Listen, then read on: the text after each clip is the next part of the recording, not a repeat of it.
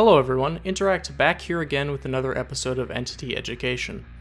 In this episode, we're going to be covering probably the most requested killer. Seriously, every comment section is just spammed with Spirit Video when.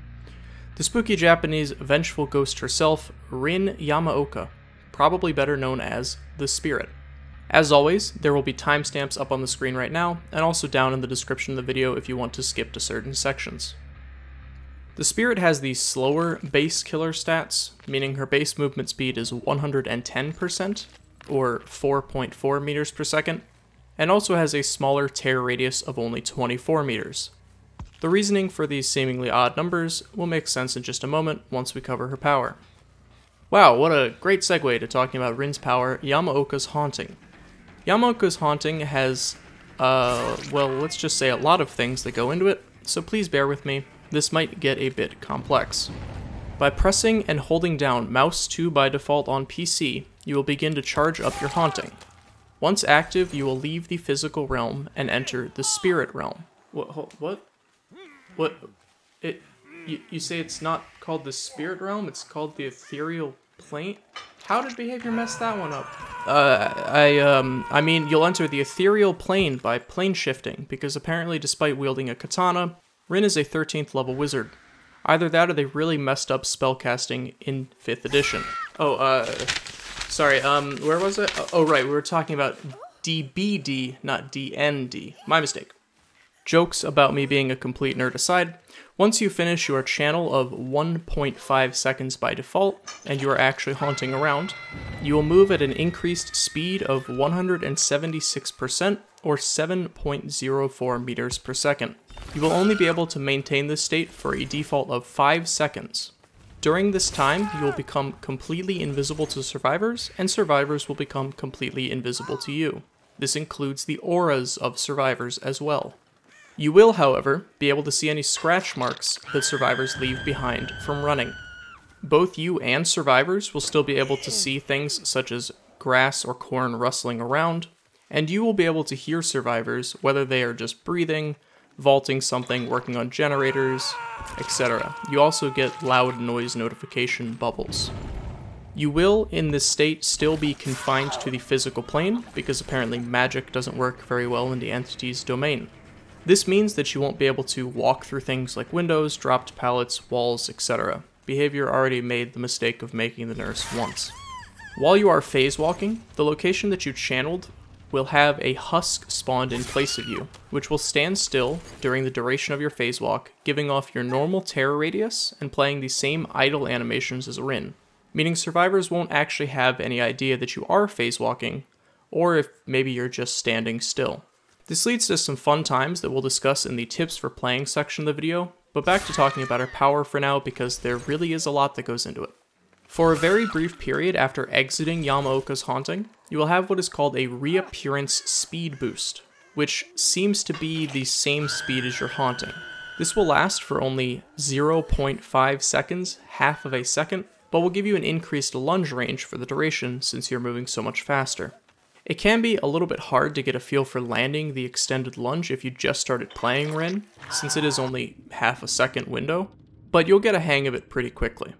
You can always cancel your haunting early if you think you are close enough to a survivor to land a hit with the reappearance lunge, or just a normal attack because they're right next to you. You aren't forced to continue haunting until you run out of your power bar. If you do cancel your haunting early, however, you will lose 10% of your total charge bar. Your Yamaoka's Haunting will take 15 seconds by default to recharge, and requires a full charge to be used. You can't use it with a semi-filled bar to haunt around just for a little bit.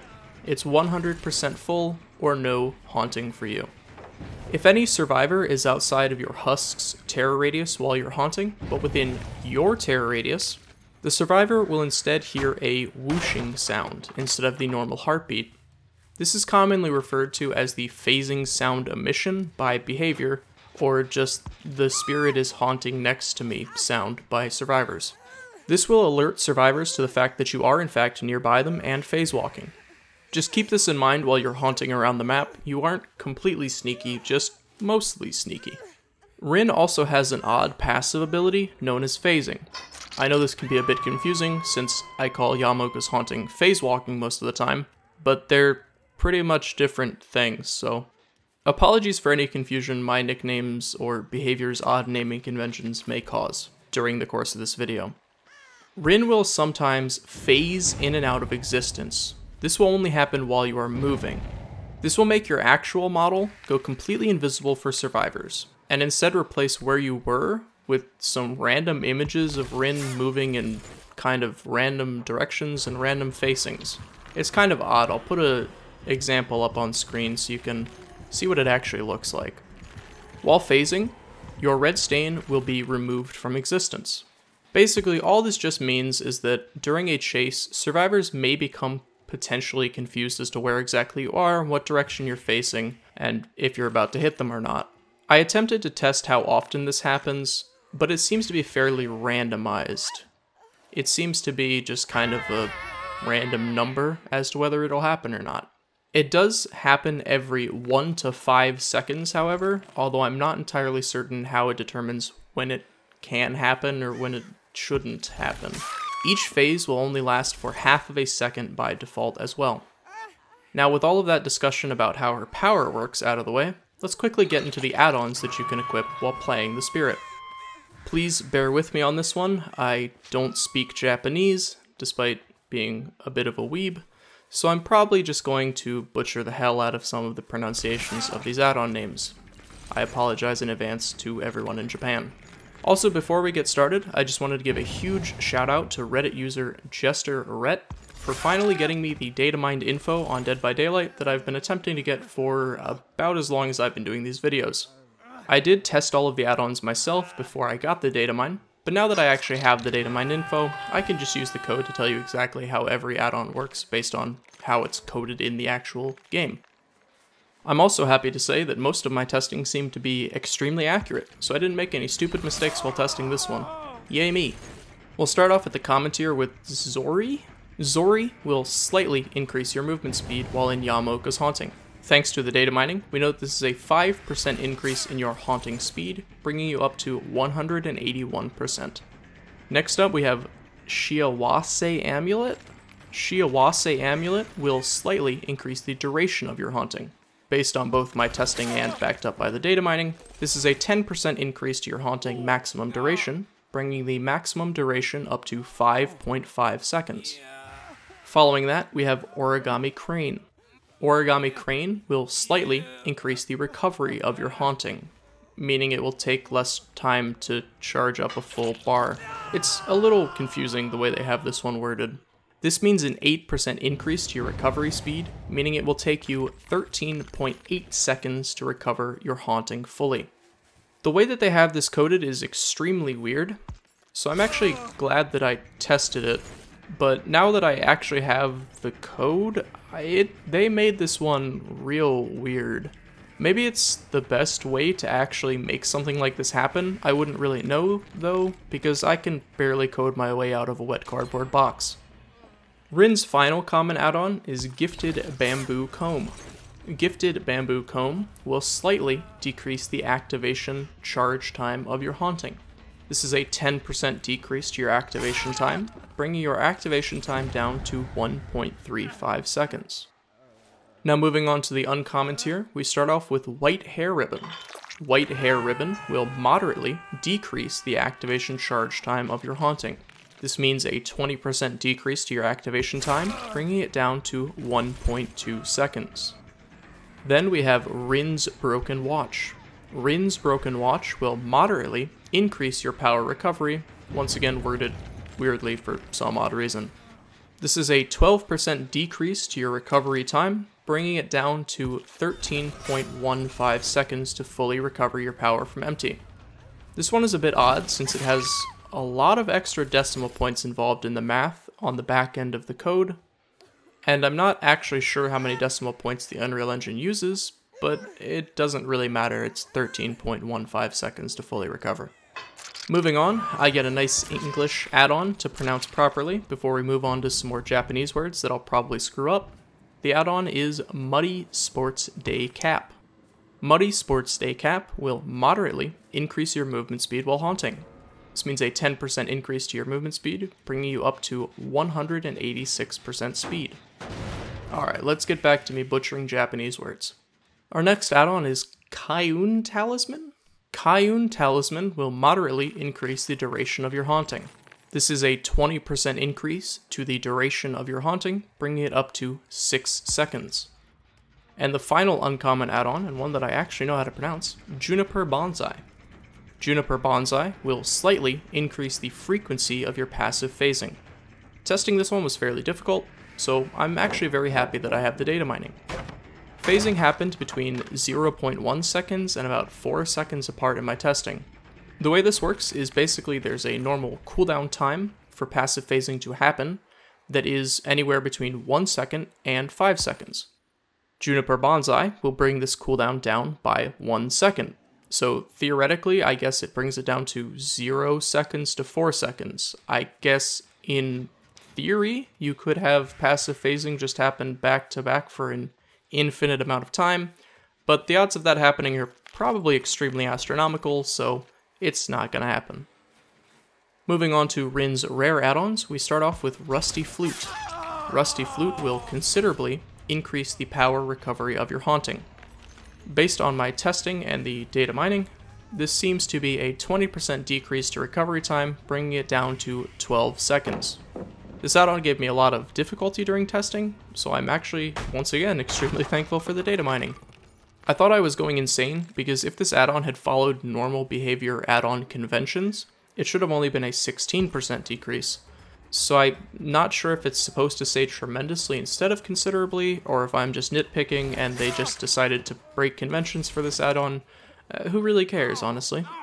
Next up we have, oh boy, Katsumori Talisman, which will considerably increase the duration of your haunting.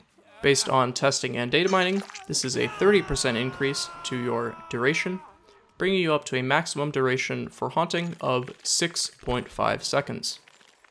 And next up we have a unique add-on after a long string of cycles and repeats with Katana Suba. Katana Suba will slightly increase your haunting's reappearance duration and slightly increase your haunting's reappearance movement speed. This add-on is a 50% increase to the duration of your reappearance, bringing it up to 0.75 seconds. As for the movement speed, since I've sworn off testing it, I looked at the code, and apparently it is a 5% increase to your reappearance speed, so whatever your haunting speed was, plus an extra 5%. Back to the cycles now, we have Dirty Uwabaki. Dirty Uwabaki will considerably increase the movement speed of your haunting. This means a 15% increase to your haunting speed, bringing you up to 191% speed. Not quite hillbilly speeds, but getting pretty close. And Rin's final rare add-on, and one that is thankfully in English, is Bloody Hair Brooch. Bloody Hair Brooch will considerably decrease the activation time of your haunting. Based on the code, this seems to be a 33% decrease to the activation time of your haunting, bringing it down to just 1 second. Now let's move on to Rin's very rare add-ons, where we have some very Japanese names. Starting out with Yakuyoke Amulet. Yakuyoke Amulet will moderately increase your haunting duration, moderately increase your movement speed while haunting, and moderately increase the power recovery of your haunting. This means it's just a combination of the add-ons Kaiun Talisman, Muddy Sports Day Cap, and Rin's Broken Watch. This is just a 20% increase to your haunting time, bringing it up to 6 seconds, a 10% increase in your haunting movement speed, and a 12% decrease to the recharge time of your haunting, bringing it down to 13.15 seconds to fully recover. And our final Japanese named add-on is Wakazashi Saya. Wakazashi Saya will moderately increase your haunting reappearance duration and movement speed. Thank God once again for data mining. I could get the duration from testing, but not the movement speed. Altogether, this is a 0.5 increase to your reappearance time, bringing it up to a total of 1 second, and a 10% increase in your speed during the reappearance. What does this all mean, you may wonder? Well, I'll put what a Wakazashi Saya lunge looks like up on screen. It's basically a swing from downtown. This add-on is actually pretty insane, and I love running it. Now we're finally done with Japanese words, let's move on to our next add-on, Prayer Beads Bracelet. Prayer Beads Bracelet will remove the phasing sound emission while you are haunting, meaning you'll be completely silent. Why this isn't one of her ultra rares is kind of beyond me. I'm really not sure. And Rin's final very rare add-on is Dried Cherry Blossom. Dried Cherry Blossom will slightly increase your passive phasing frequency and slightly increase its duration. This means it will reduce the cooldown between your passive phases by 1 second, the same as Juniper Bonsai, meaning you can have your passive phasing happen at a frequency between 0 and 4 seconds. It will also increase the duration of your passive phasing by 50%, bringing it up to a total of 0.75 seconds in duration. Now let's talk about Rin's 2 ultra rare add-ons. We start off with Mother-Daughter Ring. Mother-Daughter Ring will tremendously increase your movement speed while in haunting at the cost of removing your ability to see scratch marks while you are haunting. This means an increase in speed of 40%, making this add-on one of the few times behavior has actually used the word tremendously properly. This means you'll be moving at 216% speed while haunting, which is only 14% slower than Hillbilly's chainsaw sprint, in case you needed perspective. It's insanely fast. And Rin's final ultra rare add-on is one of the least inspired designs I've ever seen in a video game, Father's Glasses. Father's Glasses will allow you to see blood trails while haunting. That's literally it. Behavior. If you are watching this, and you work there, and you're a designer, swap the rarity of Father's Glasses and Prayer Beads Bracelet. Seriously. Something got mixed up. Now let's talk about some tips for playing the Spirit. This is going to be kind of an oddly organized tips guide thing, but the Spirit's kind of a unique killer. So I'm going to start off by talking about a few different camps for how people think you should best play the Spirit. I'll try to cover most of the different playstyles, even though I kind of obviously fall into one of the camps pretty heavily if you've ever seen me play the Spirit. Since killers rely heavily on their powers, these different camps or philosophies or whatever you want to call them that I'm talking about are just varying schools of thought of the best way to use Yamaoka's haunting. I'll try and go in order of how often you'll actually be using your power. The first camp of thought would be one that uses Yamaoka's haunting as often as possible so they can traverse the map quickly. In this style of play, you'll essentially just be using your power when it is off cooldown as frequently as possible to move around the map quickly and apply pressure spread out as much as you can to keep the survivors from finishing generators. The downside to doing solely this playstyle would be that you would not often have your power off of cooldown when you could be using it to prevent a loop or to get through a loop easier. If you plan on running more heavily in this playstyle, you'll probably want to rely on add-ons such as movement speed add-ons, power recovery add-ons, and possibly duration add-ons. The next major school of thought would be one that typically tries to use Yamaoka's haunting at loops to get through them quicker. In this playstyle, you'll typically wait until survivors add a loop that you believe you can get through easily by using your haunting, and then use your haunting to either get a hit on the survivor without them dropping a pallet, or force the pallet to be dropped. Typical add-ons you'd run for this kind of playstyle would be activation time add-ons, recovery add-ons, reappearance add-ons, and maybe tracking add-on like Father's Glasses? I don't know. And the final major school of thought, I guess, is what I'm calling it, would be the mind gaming school of thought. In this playstyle, you will abuse the fact that survivors are unable to tell whether you are actually using your haunting or not. Since they are in fact unable to tell whether you're haunting or just AFK making a sandwich, once you get to a loop, you can just stand still, making sure that you have full view over both sides of the loop that they can go towards, and then just stand still and wait for them to make a mistake either by slowly walking back towards you because they think they're juking you, or by panicking and dropping the pallet, or possibly by panicking and just leaving the loop altogether. The add-ons for this playstyle don't necessarily matter, since you won't actually be using your power most of the time, assuming that they actually fall for the mind game. They'll just walk right into your loving, caring arms and you'll cut them with the glass katana. As with most killers, there isn't one true playstyle that's better than the others. You want to incorporate a bit of all of these different schools of thought or playstyles if you want to maximize your ability to get sacrifices as the Spirit. If you only used your power for movement around the map, as soon as you got to loops, you'd just be a 110% killer, which means that you would get looped pretty easily. If you only used your power for looping, that means that you would be a 110% killer when moving around the map, which is not very efficient. The reason I typically try to use mind games at pallets is that it leaves your power available for movement and for going through loops if the mind game ends up failing. That's why I personally find that the best way of playing the spirit, although by no means am I even remotely close to the best spirit player in Dead by Daylight. This is just the way that I prefer to play, relying heavily on mind games to get through loops instead of using my power to get through loops, so that it is off cooldown when I need it to move around the map or to possibly chase someone who's running away from a loop.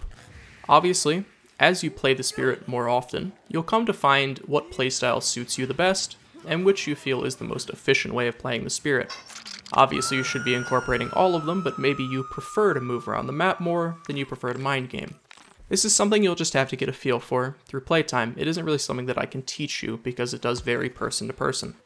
Now with that weird kind of rant about different schools of thought out of the way, let's get into some generalized advice for playing the spirit.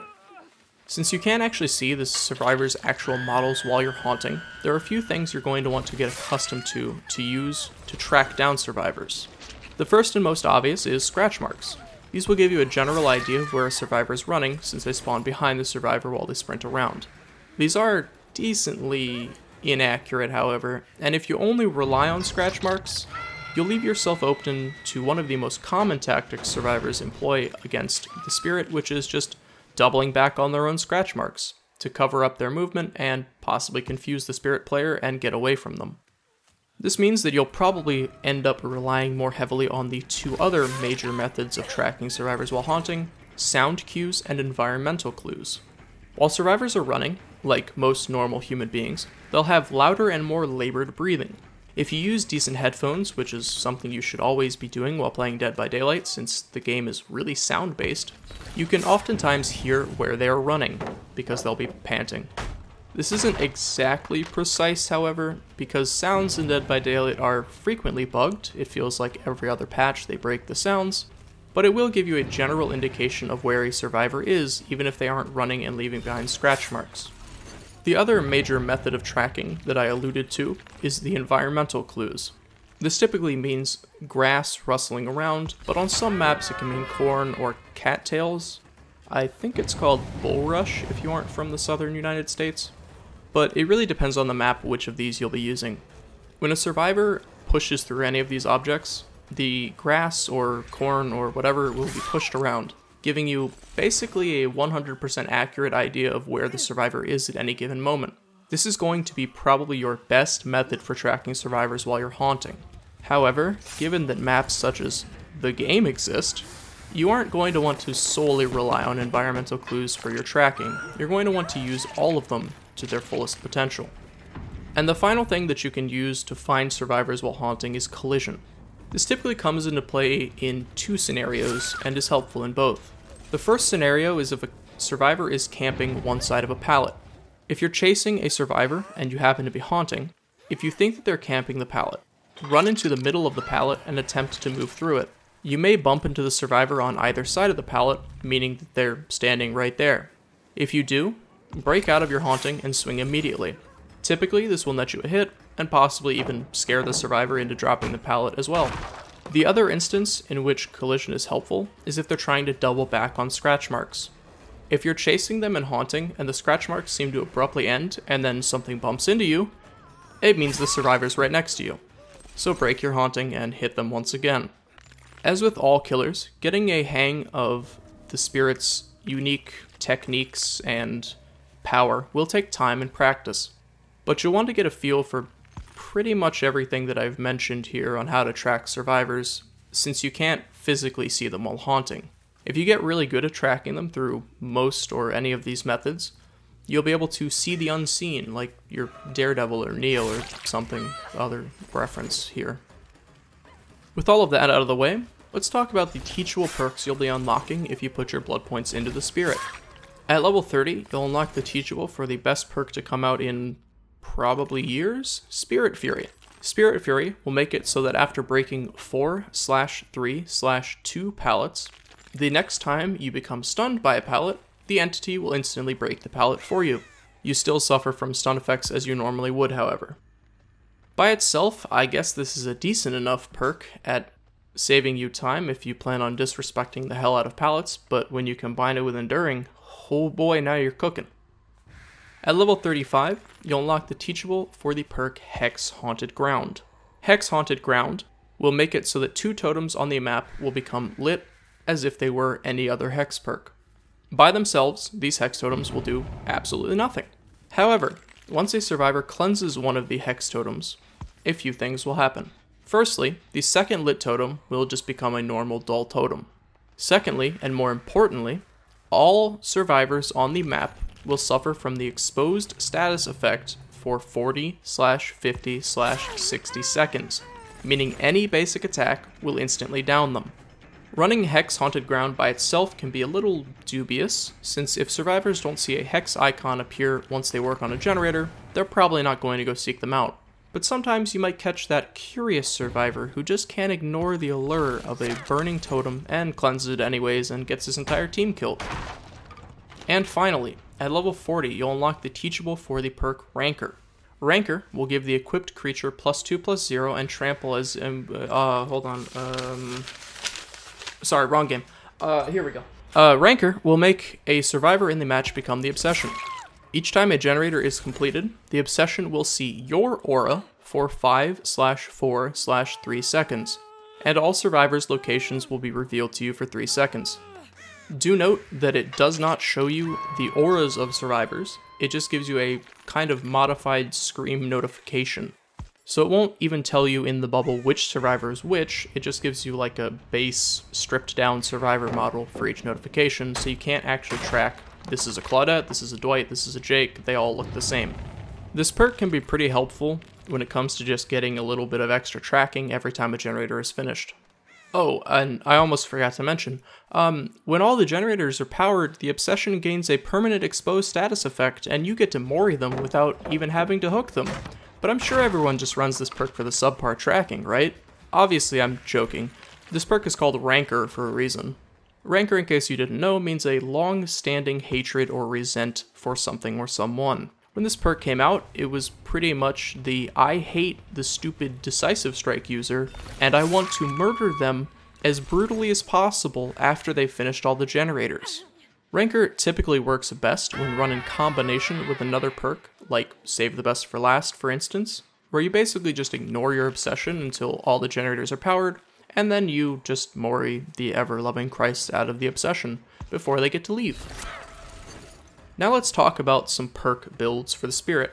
As always, I'll start off with a perk build for new players, assuming you've only put points into the Spirit, and therefore only have her 3 unique perks, and the base killer perks. Then I will talk about the meta perk build for the Spirit, follow it up with a that build, meaning a toxic build that isn't any fun to play against, and then round it out at the end with some meme builds for fun. Starting off with the new player build, your perk build might look something like this: Whispers, Sloppy Butcher, Unrelenting, and Hex Haunted Ground. Whispers helps you know where you need to be patrolling to find survivors, and where you can just kind of skip over because it's not lit up, and it also works while phase walking, which is very helpful since aura perks do not. Sloppy Butcher helps you slow the game down by making healing take a little bit longer. Unrelenting might seem like a very odd perk choice, since normally people just kind of laugh at it and ignore it as soon as they learn basically anything about how Dead by Daylight works. However, on the Spirit it can be decent, since if you're swinging most of the time when you're coming out of Haunting to make the best use of your reappearance super lunge, you're probably going to be missing a few here and there, and Unrelenting can help you make these missed hits a little bit less punishing. And finally, we have Hex Haunted Ground. This is probably the hardest perk to decide upon, but there really aren't that many good baseline killer perks, and without Enduring, Spirit Fury is just kind of not that great of a perk, and you shouldn't often be getting stunned by pallets while playing the Spirit anyways. If you get some greedy survivors who want extra blood points from cleansing a Hex Totem, or think that they're helping out their team because maybe there's Ruin and they just haven't touched a generator yet, you might be able to get some instant downs during a match just by running Haunted Grounds by itself. Now let's talk about the meta perk build for the Spirit. Your typical meta build for the Spirit looks something along the lines of this: Barbecue and Chili, Hex Ruin, Make Your Choice, and Whispers. Barbecue and Chili and Hex Ruin are just basically some of the best killer perks in the game, so you don't really pass up on them. Whispers, I just discussed why you run it. It's really good for tracking. Make Your Choice is kind of the odd perk out in terms of typical meta perks.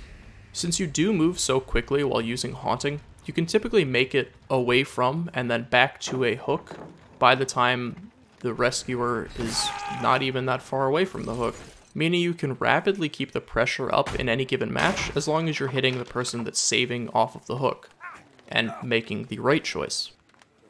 Some other perks you may want to consider are Unrelenting.